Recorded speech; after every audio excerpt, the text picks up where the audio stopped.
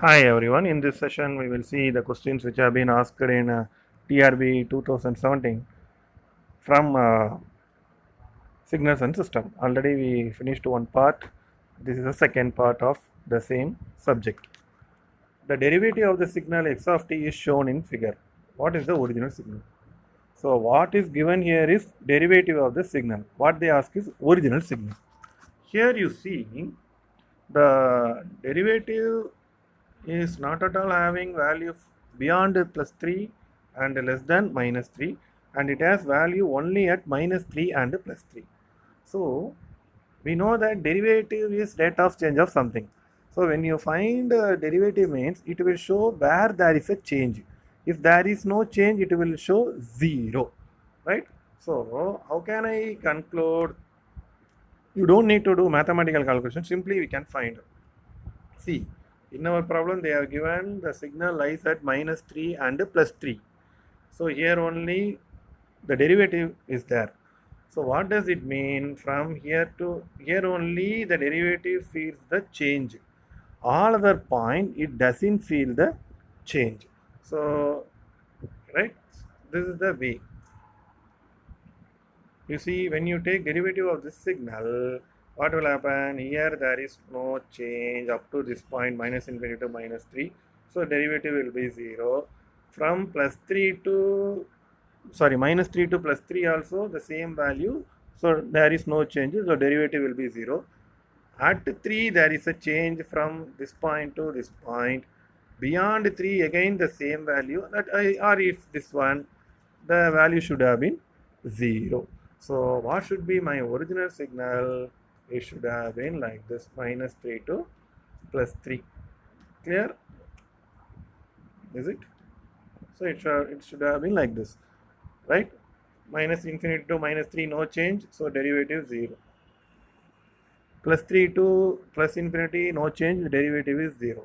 Minus 3 to plus 3, no change. The derivative will be 0. There is a change at minus 3 and plus 3. So only two samples we have. Clear? So this is the signal, original signal we should have got. So this is equal to what? This should be equal to, you see, first signal, this is the signal minus 3 to plus 3. Here, let us assume this signal has started like this and this signal has started like this. So this black is u of t plus 3. U of t plus 3 will start from minus 3 and it will go up to infinity. And green is u of t minus 3. U of t minus 3 will start from 3 and go to infinity. If you subtract this second one from first one, what will happen? From beyond 3, both are having the same value, so the answer will be 0. Before that, we will have only this value. So this is the signal. So what is the option? U of t plus 3 minus u of t minus 3. So option C is the right answer. Next one, the two signals x1 of t and x2 of t are band limited to 4 pi radian per second and 10 pi radian per second respectively. The minimum sampling rate required for sampling the signal x1 of 2t and x2 of t by 2. So what they have given, x1 of t is having a frequency of 4 pi. So what will be the sampling rate? Sampling rate should be 8 pi. x2 of t is having a frequency of 10 pi. What must be the sampling rate? 20 pi. But what they ask is sampling rate of x1 of 2t plus x2 of t by 2. So what is sampling rate of x1 of 2t? x1 of 2t is having a frequency of 8 pi. So f1 new sampling rate will be 16 pi. Why 8 pi? Because I compress the signal by 2 times, so the frequency will be increased by 2 times. Similarly, x2 of t by 2. T by 2 means expanding the signal by 2 times. So in frequency domain, it will be compressed. So original frequency is 10 pi. Now it is compressed by 2, 5 pi. What must be my new sampling rate? F2 of n is equal to 10 pi. So My new signal is x1 of t by 2, x2 of t by 2. x1 of t by 2 is having a sampling rate of 16 pi. x2 of t by 2, x1 of 2t is having a sampling rate of 16 pi. x2 of t by 2 is having a sampling rate of 10 pi. So we have to choose the biggest one among between these two. So which is the best one? Big one. 16 pi is the big one. So the answer is 16 pi radian per second.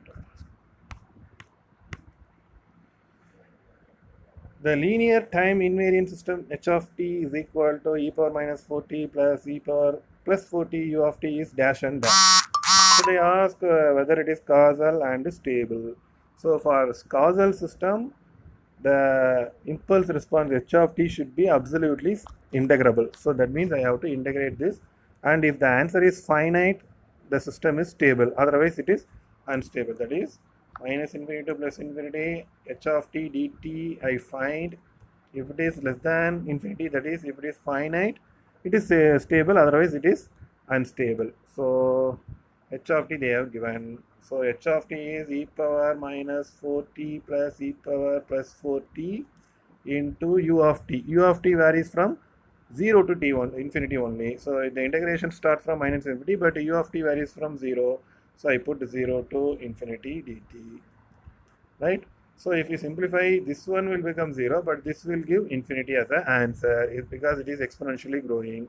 So h of t is not absolutely integrable because the answer is infinity. So the system is unstable.